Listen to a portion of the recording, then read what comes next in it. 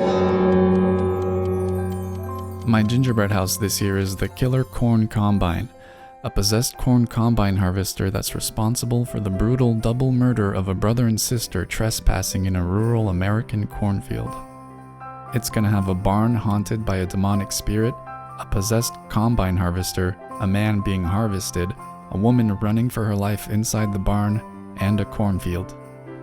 Last year, I bought a CNC routing machine to cut my gingerbread pieces, which I'm using again, but this year I bought something just as exciting.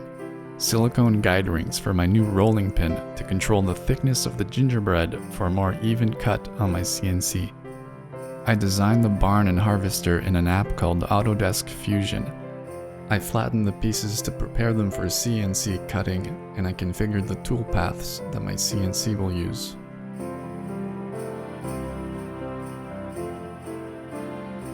I rolled out the dough using my new guide rings and baked the rectangles that my machine will cut into.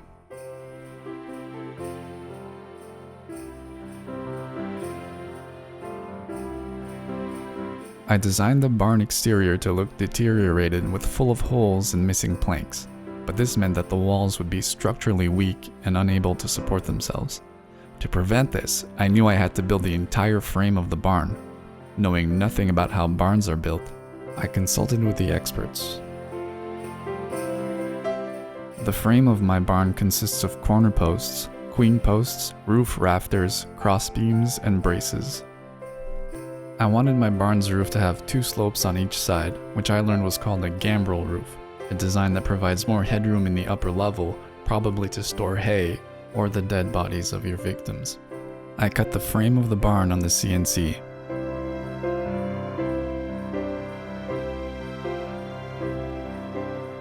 Then, I cut the exterior walls.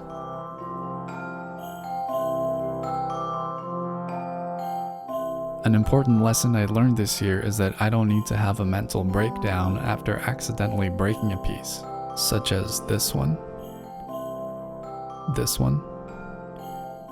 these two, all of these, and that one. I learned that gluing them back together with Isomalt makes them stronger than before, so sometimes fixing something that's broken is better than making a new one. I inserted the window frames.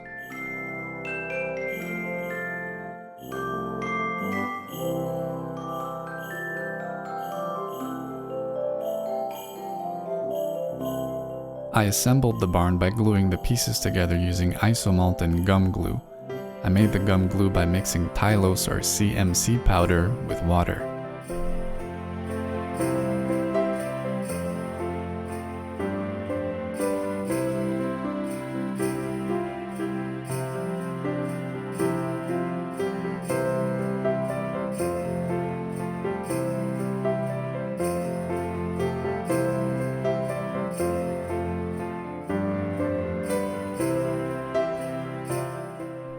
I smear chocolate royal icing for the mud.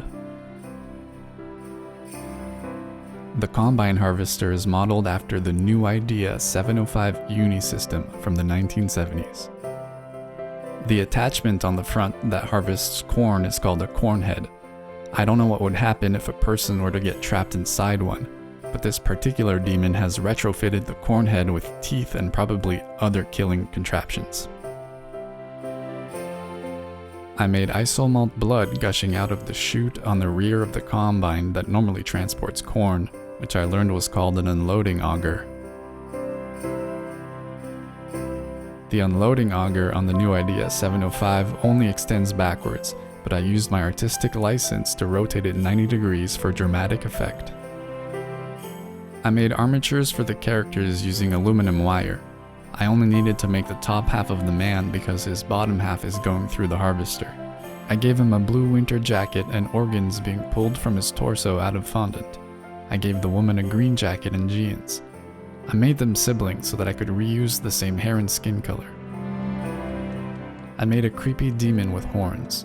He's not the devil, but he does know him. Every barn needs a barn owl.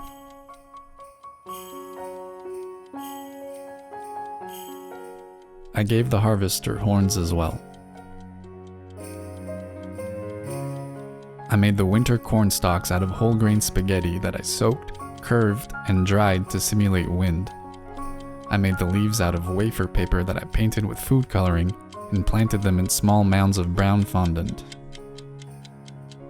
I added icing sugar for the snow. Finally, I added 3 lights.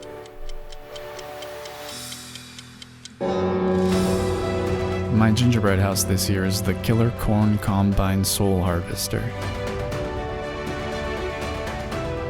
Many decades ago, a struggling farmer made a pact with an evil spirit.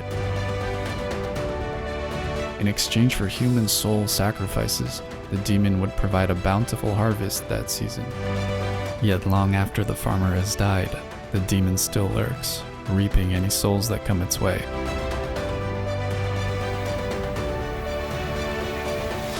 And this year, the harvest will be bountiful.